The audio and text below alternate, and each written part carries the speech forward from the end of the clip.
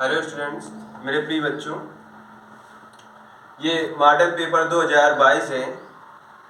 जैसे कि आपको सारा सिलेबस हो चुका है, इस वजह से हमने आपको परीक्षा की दृष्टि से आपके अच्छे अंक किस हिसाब से आ सकते हैं, उसके लिए हमने आपको एक एग्ज़ाम अब जब देंगे तो किस हिसाब से पेपर आएगा वो आपको पेपर की जानकारी इस मॉडल पेपर के द्वारा मिलेगी।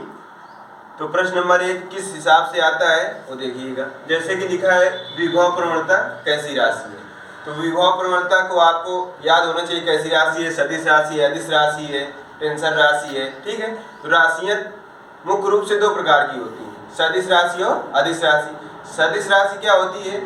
वे राशियाँ जिनका परिमाण और दिशा दोनों ज्ञात की जा सकती है। अदिश राशियाँ क्या होती हैं कि जिनमें से या तो परिमाण पता होता है तो दिशा नहीं पता होती है, दिशा पता होता है परिमाण नहीं पता होता है, तो अदिश राशि होती हैं। ठीक है, और जो टेंसर राशियाँ होती हैं तो वो क्या होती हैं कि सदिश राशि और अदिश राशि के दोनों जो मध्य में होती है उसे क्या कहते हैं? टेंसर राशि होती है। और टेंसर राशि आपको यहाँ पर कक्षा 12 में नहीं, वो आगे जब आप BA BSc जैसे सिलेबस पढ़ेंगे तब आपको मिलेंगी।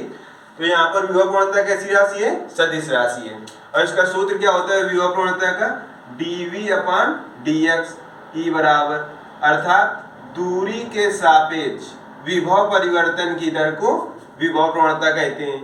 तो अगर परिभाषा भी पूछ ली जाए तो भी आपको याद रखना है कि दूरी के सापेक्ष विभव परिवर्तन की दर को क्या कहते हैं? विभव प्रवणता कहते हैं। ठीक, ये पहला प्रश्न।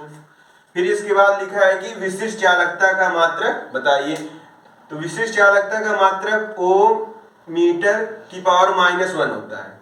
और अगर इसमें आपको परिभाषा भी पूछ ले तो क्या होता है कि विशिष्ट चालकता विशिष्ट प्रतिरोध के व्युत्क्रम को विशिष्ट चालकता कहते हैं। ठीक है भाई, आगे प्रश्न आएगा ग नंबर क्या होगा? L/R का विमीय सूत्र बताइए। तो L/R का विमीय सूत्र अब आपको आसानी से ऐसे नहीं पता होगा, क्योंकि L का भी आपको मात्रक निकालना पड़ेगा और R को भी मात्रक निकालना पड़ेगा। तो R ये जो है R ओम के नियम के अनुसार V/I, और L क्या होता है? L बराबर N∅/I। तो phi/I, N क्या होता है? फेरों की संख्या, तो उसका कोई मात्रक नहीं होता है। तो इसलिए L की जगह पर क्या हो जाएगा? phi/I और V/I। तो I से I कट जाएगा तो क्या आ जाएगा? phi/V। और phi बराबर, phi क्या है यहाँ पर? चुंबकीय फ्लक्स है, और चुंबकीय फ्लक्स क्या होता है? B/A। अब V के लिए क्या हो गया? W/Q। अब B का मात्रक क्या होता है? अब ये जो चीज आ गई इसके आप आसानी से मात्रक याद कर सकते हो। फिर इसके मात्रक B का मात्रक न्यूटन प्रति एम्पियर मीटर, और A क्या है? क्षेत्रफल, तो इसका मात्रक क्या हो गया? Metre square. और W का मात्रक न्यूटन मीटर, कैसे? W बराबर Fs। Q बराबर क्या होता है? IT। तो I के लिए एम्पियर और T के लिए सेकेंड। तो देखो भाई, ये न्यूटन से न्यूटन कट गया और ये एक मीटर से मीटर कट गया। अब इसमें एक बात देखिएगा कि इससे ये वाला मीटर से मीटर ये वाला कटा हुआ है, ठीक है, और इधर से ये एम्पियर से एम्पियर कट गया है। अब इसमें ये जो था इससे कट गया, तो इसमें जो एक बचा है मीटर उससे ये वाला कट गया है। तो ऊपर ये सेकंड ऊपर चला जाएगा तो सेकंड बच जाएगा, और सेकंड के लिए क्या होता है? T। अब विमीय सूत्र को बड़े कोष्ठक में लिख दिया जाएगा। तो जिस विकल्प में बड़े कोष्ठक में T लिखा है उसी को आप टिक कर देंगे। ठीक है भाई, अब आगे घ नंबर। अब घ नंबर में जैसे एक प्रश्न दिया होगा कि एक 600 नैनोमीटर तरंगदैर्ध्य का एक वर्णीय प्रकाश निर्वात में 1.5 अपवर्तनांक वाले माध्यम में प्रवेश करता है, तो माध्यम में इसका तरंगदैर्ध्य क्या होगा?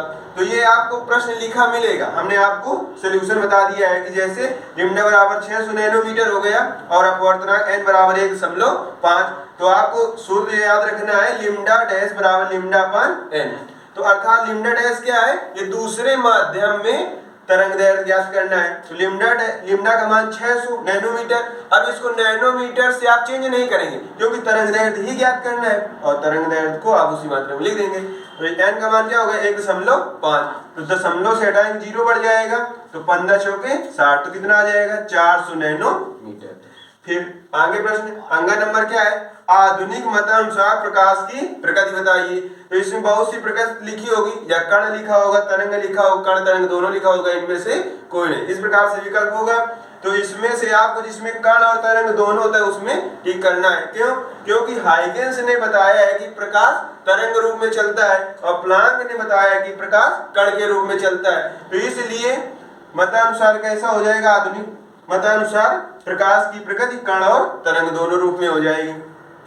फिर लिखा है अर्धचालकों में वैद्युत चालन किसके कारण होता है, तो अर्धचालकों में वैद्युत चालन मुक्त इलेक्ट्रॉनों के द्वारा होता है। ठीक है भाई, और आगे के जो सारे प्रश्न होंगे वो आपको मिलेंगे।